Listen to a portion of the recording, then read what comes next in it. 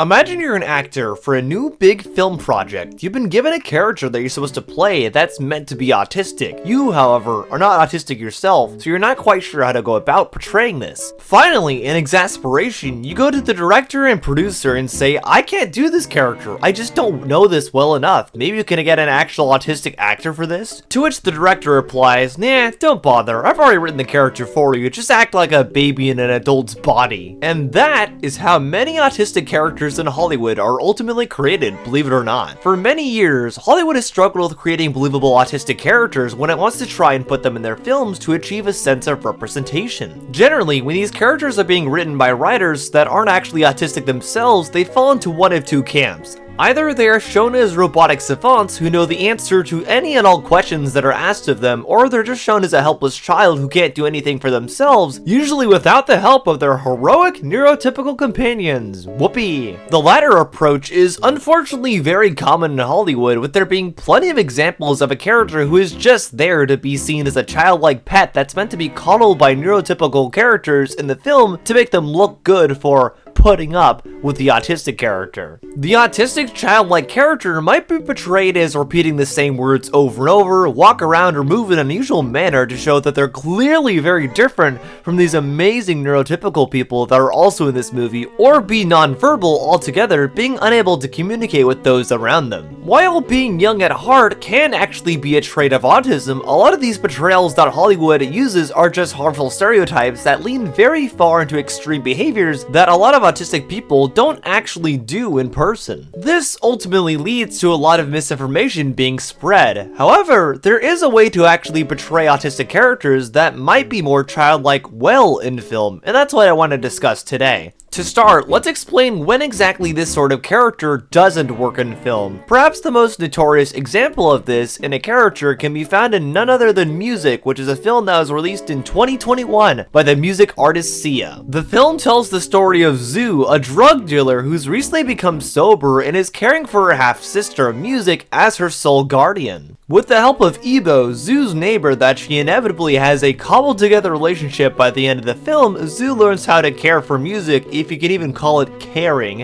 and Music learns to sing in the film's finale. The end. While the film itself honestly has many issues on its own just from a filmmaking standpoint, with some pretty egregious pacing and incredibly jarring music videos featured at random points within the film, and likely its biggest mistake overall is how it chooses to portray its autistic character. Strangely enough, despite being the namesake of the film, Music is not even the main character, and ultimately she's not really a character at all. Music in the film is portrayed as incredibly childlike, an aloof MacGuffin that really only exists in the film to draw the two neurotypical characters together, who honestly aren't even that interesting themselves. Music is not really a character at all, and has no nuance the way she's written, and she can't even be bothered to be given any sort of discernible personality for an autistic character outside of basically just being seen as a pet containing many stereotypical autism traits. Interestingly enough, a large part of this can be attributed to the fact that Music was actually not played by an autistic actress at all. Rather, Sia, who of course directed the film, chose to give the role to Maddie Ziegler, a young neurotypical teenager she'd worked with many times in the past on things like the Chandelier music video and was actually very close with. However, the fact still remained that a neurotypical actress was portraying a neurodivergent character.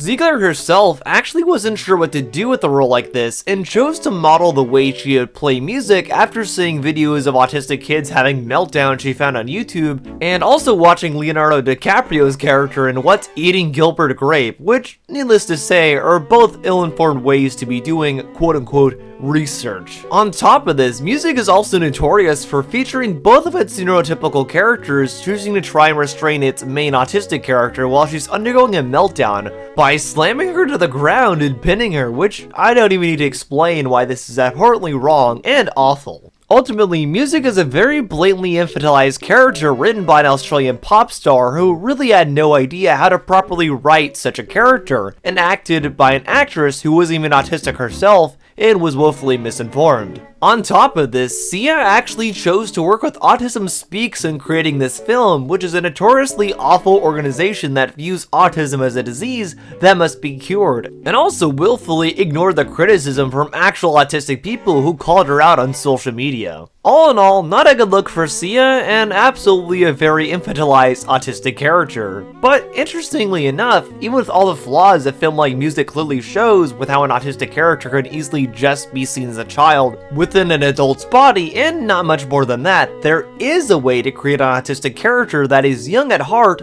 but doesn't come off as infantilized or just a MacGuffin. But before we talk about that exactly, I'm gonna remind you to subscribe if you like this video so far. If you made it this far, you'll probably like all the other videos I do, since I mostly do film related videos overall and specifically analyzing film tropes like this. Also consider joining my Discord, since that's actually where you can suggest topics for me to cover here on YouTube as well. But with that out of the way, let's talk about just how a childlike autistic character can actually be written well. Funny enough, the movie that just so happens to subvert this trope and actually do it well actually came out this year. Enter The Colors Within, the latest film from Naoko Yamada, the director of A Silent Voice, a very popular and widely acclaimed anime film that has a lot of prestige behind it. Yamada herself is a very well-respected director as a whole, especially in regards to A Silent Voice, and her latest film, The Colors Within, in a lot of ways is honestly what Music should have been. The Colors Within follows a young woman named Tatsuko who goes to an all-girls school run by nuns. Tatsuko is set apart from the other girls at her school since she views people as colors, interestingly enough, or rather, she views their personalities or the feeling she gets off of them as colors. Tatsuko is also very daydreamy and childlike as a character overall, and will often space out when she sees these colors within the people around her.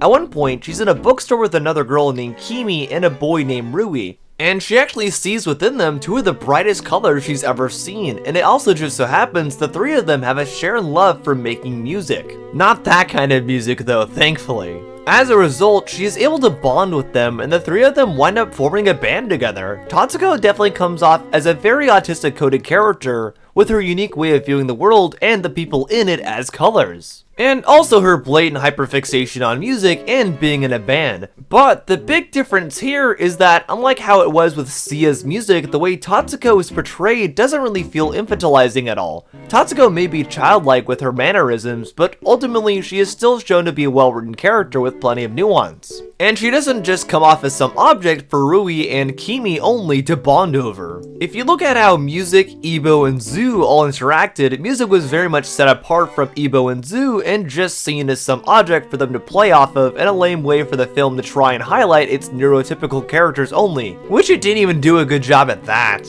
In The Colors Within, however, Tatsuko, Rui, and Kimi all feel like real characters. You can tell they're all legit friends who share an incredible passion for making music together. It feels incredibly genuine, and honestly, it's just a really wholesome, pleasant film overall. If you haven't seen this one yet, I highly recommend checking it out, especially while it's still in theaters. It sucks we don't get 2D animation on the big screen anymore hardly, but films like this show why it's great when we do, since it's genuinely a gorgeous film top to bottom. Overall, while this infantilization of autism is clearly a very easy trap that a lot of Hollywood productions fall into when portraying autism, I do think The Colors Within shows you absolutely can have a childlike autistic character who is still actually a character. I really hope more films take cues from The Colors Within in the future, because it actually does get it. But with that being said, I hope you enjoyed today's video. What do you think about infantilization of autistic characters in film? Am I right about Music being bad? Is it actually surprisingly very good and a masterpiece? Am I horribly wrong? Let me know down below. Once again, if you'd like to see more content like this, be sure to subscribe and also like the video and share with somebody that might need to hear this message.